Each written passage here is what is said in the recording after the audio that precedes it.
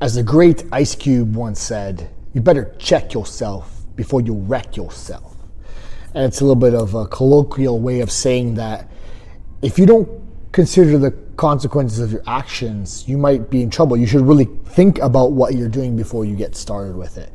Don't play games because you might end up with the prizes that you don't want. And I think the reason I wanted to talk about this is that I often watch people working out, not only people I'm working with or in the class with me, but even people who are sort of just around as I'm working with people. And I've always noticed that there's a little bit of a liberal use of form, a little bit of use of momentum, and there are some risks of injury. Now, I don't want to say that it's inherently risky to lift weights or to do exercise. I don't think that's the case, and the science certainly doesn't suggest otherwise, right?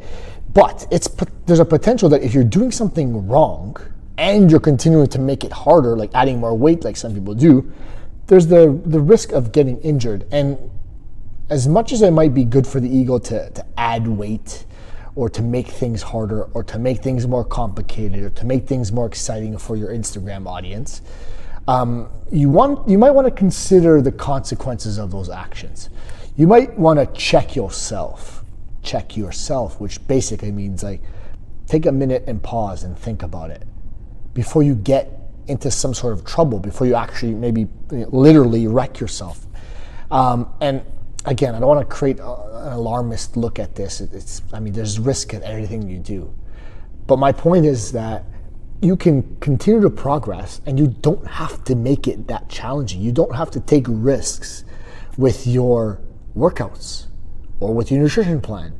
You just can continue to do the proper big rocks and progress it appropriately. Use time under tension. Use the rep ranges, use ranges of motion, add some complexity to the exercise. There's lots of ways you can make it more challenging, but you don't want to put yourself in any risk.